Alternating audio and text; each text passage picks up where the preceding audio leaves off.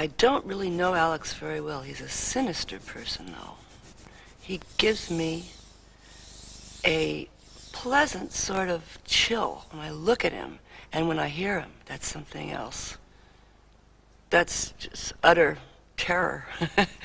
You'll see.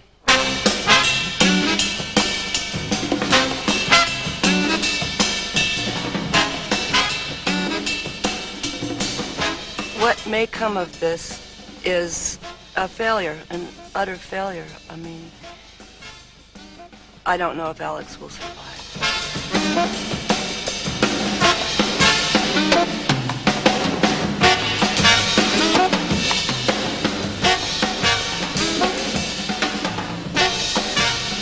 It's got to be dangerous, it's got to be dirty, it's got to be unsupported and unattended, I hate to say. No, I won't say that. That would be suicide. Suicide, that's interesting.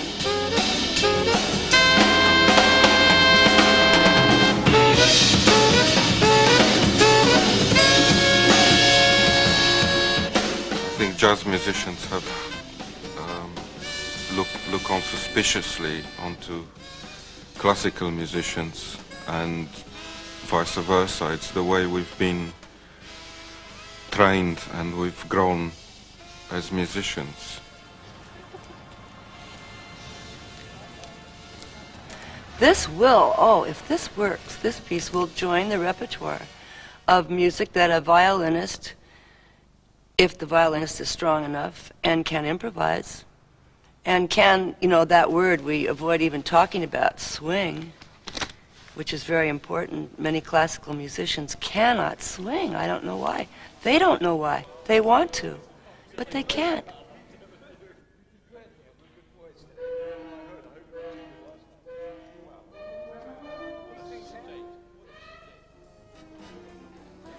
What you're going to be seeing in this film are 3 of my soloists and 5 of my rhythm section members. The rest of the people were sight unseen provided to me by the city of Glasgow.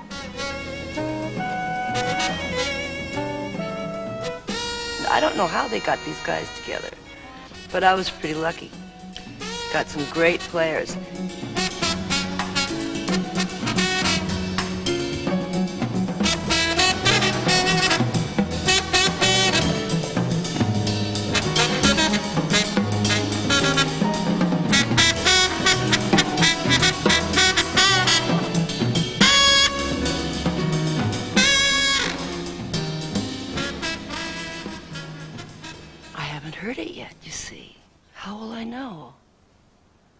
Well, I heard it when I was in the bathtub. I imagined it, and it sounded okay to me.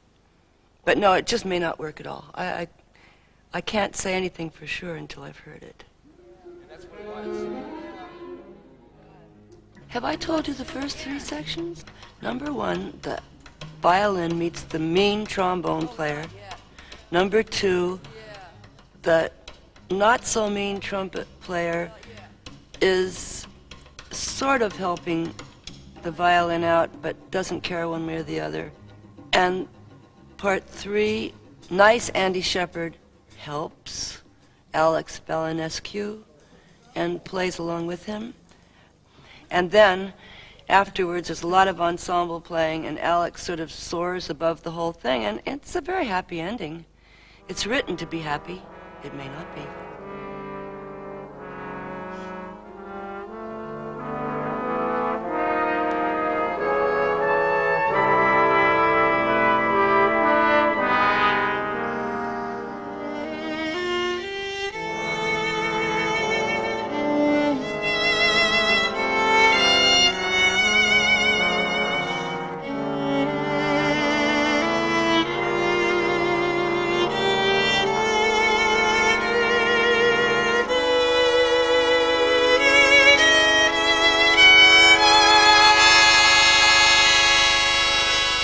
I think it's about 2/3 improvised and 1/3 written. But when there is a musician improvising, there's something written underneath and behind that person. So I don't let it just be up for grabs very much. And as a matter of fact, when a soloist is soloing, behind that soloist is a written drum, bass, keyboard part. So in a sense, there's never a purely improvised note.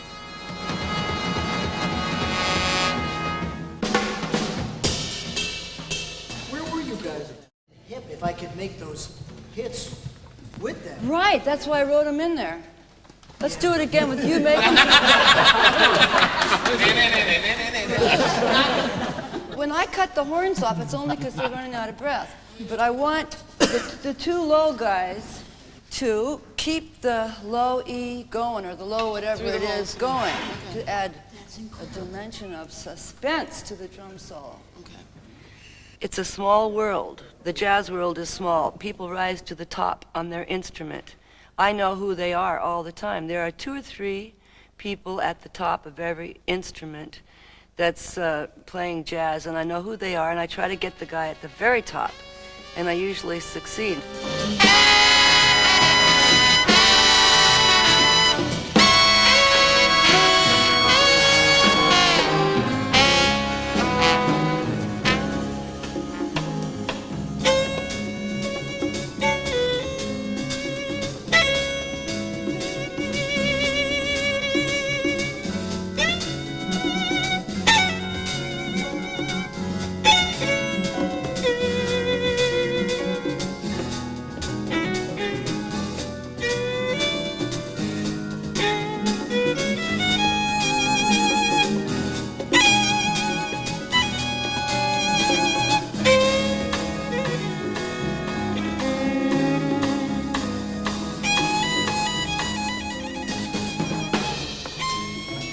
She writes for me, and I really appreciate that.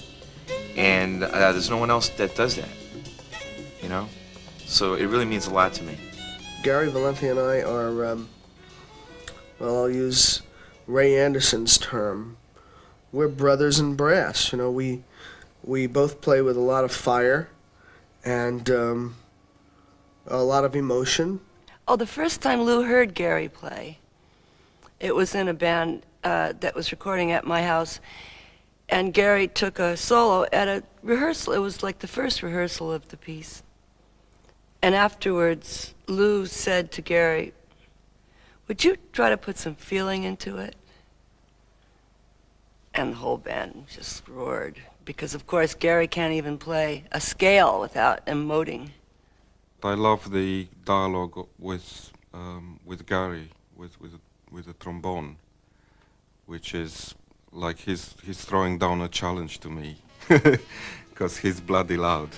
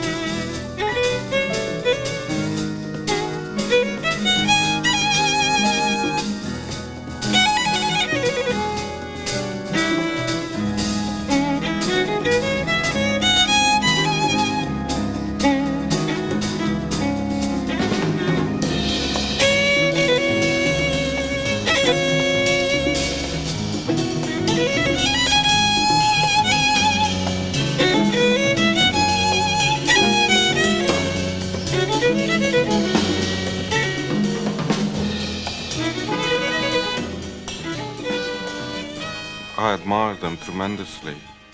I think they've got tremendous resources, and their sensitivity and sense of rhythm is, for a classical musician, is something to be. I'm staggered with, you know, what they can do. So this is like a new experience for me. having the violin come in with the big band format. And also, Alex, I don't think I had ever met him, but we just met, and it's like we've known each other for years. And we both look like we drive trucks, you know what I mean?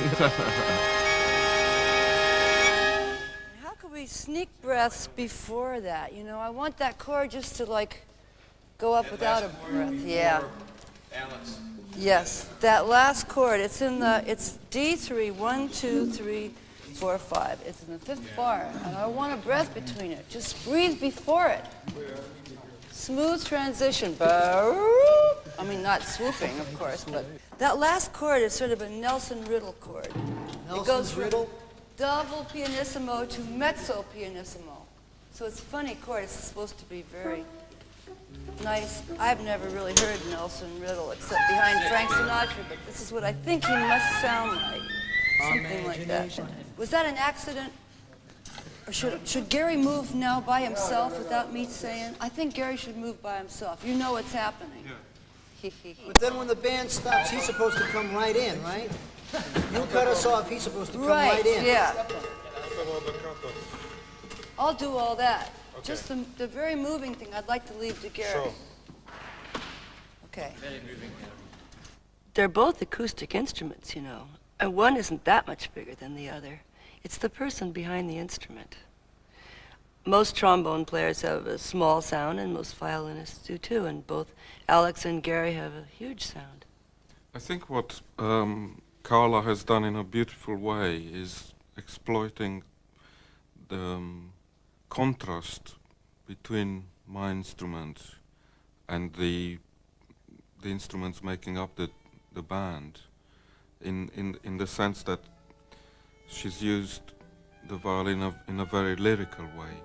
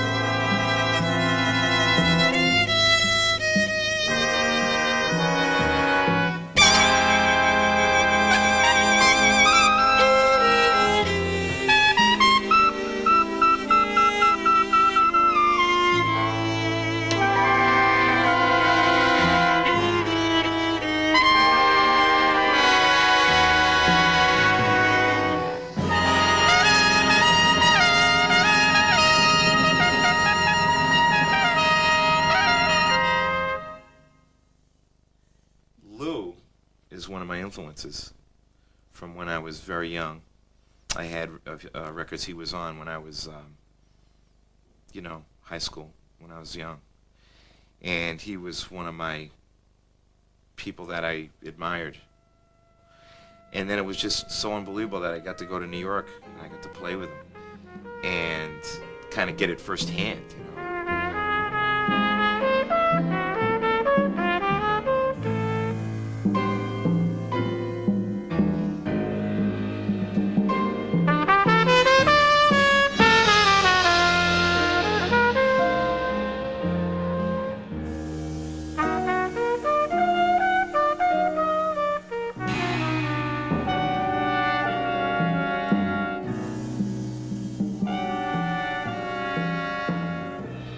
First I thought one violin versus, you know, all those horns. One violin versus Gary Valente is bizarre enough, but with the, you know, with the Alex with the bug on the violin and everything, it sounds great. I'm glad she did it. And then of course we come to the third soloist in my band, who is Andy Sheppard. Andy Sheppard has a heart of gold and decides to help Alex along.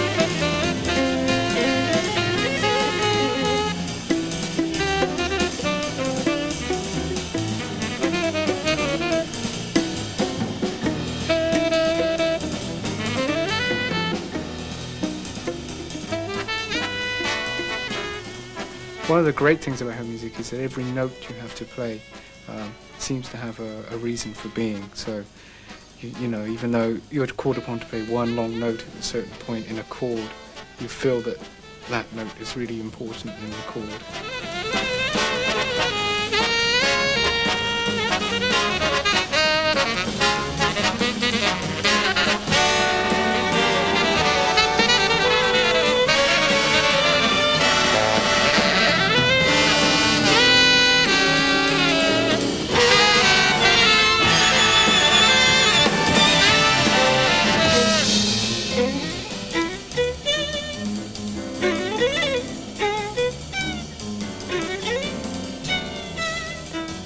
John Coltrane once asked Miles Davis, "Miles, I have a problem playing too many notes. Can you tell me how I could just play a few less notes? What's your secret?" And Miles said, "Take the horn out of your mouth."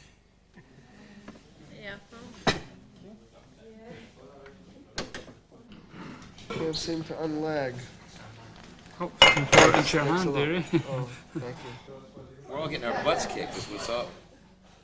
I just love having a band full of weird-looking people. Because in my bands, the guys, each one is fiercer looking and uglier than the next. You almost got me going too, man. But it was great. I went up and Carla's new music that she just wrote, everybody is overwhelmed. Like, everybody is really into this. Like, I was so excited. She could tell. She was like going, calm down, you know what I mean? I mean, I was just ready. It's a bunch of short solos, 8 bars each, and you take the first one. How does it hold itself in place? Well, it's like tensile. It's very strong when it's under tensile pressure. You know, And the when it's being tensile pulled, is this? which is what it's doing. As I tighten it down here, it gets tight and tends. As you tension the string. But it's angled in such a way that it tends to pull the neck back, which is what it's supposed to do because the strings are Pulling it forward. Forward. So it would naturally, if you let the tension go of it, it This would goes start to bow in. forward. Yeah, because of the strings would pull it forward. No, but if you take the tension off, it goes this way. No.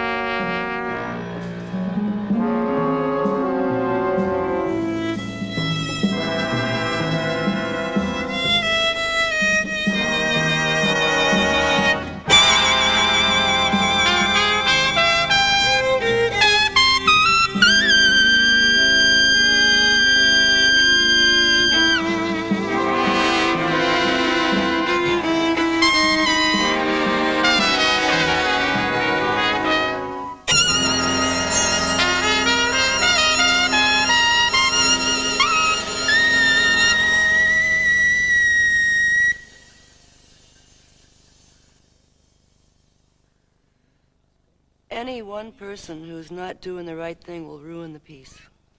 Just ruin it. I start from the bottom, the drums and the bass, and, well, basically the drums and bass have to be perfect, have to be right, and provide a smooth or rough platform to write on. The soloist climbs on, you know, and does everything on top of. It's like that's the wire that holds the trapeze artist. So of course the wire has to work and be strong.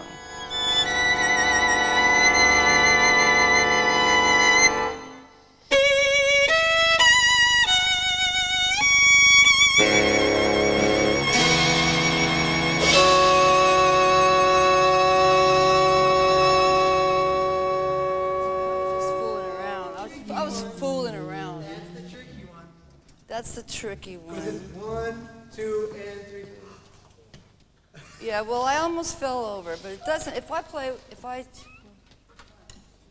When I'm in bed at night, I run through the piece incessantly. All night long, I run through it.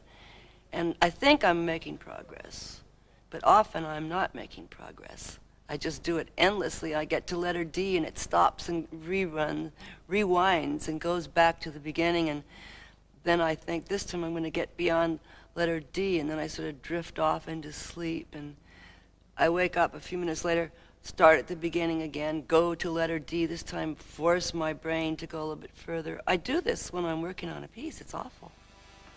Painful.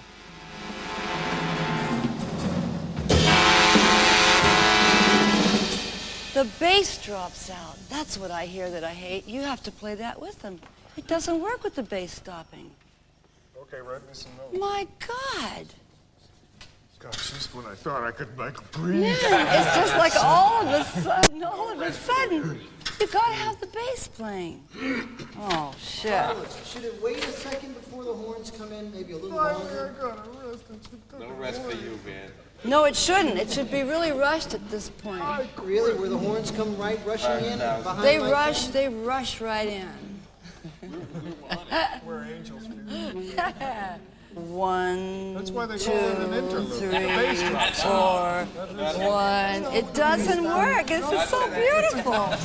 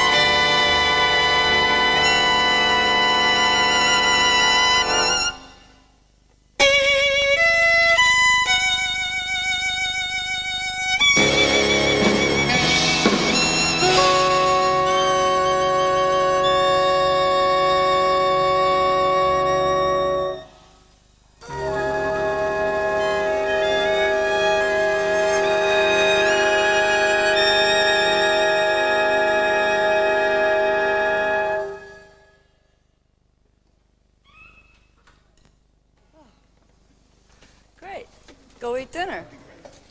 Oh.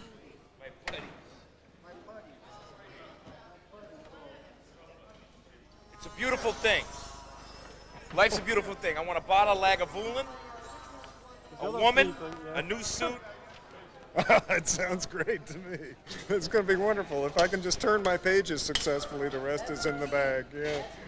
Well, it's been a lot of fun. It's been a challenge to come in and play some challenging music. It's a challenge to play challenging music in a challenging situation with challenging musicians. He's got more pages than I do, which I resent, but I'll get over it. It was good, wasn't it? It was really good.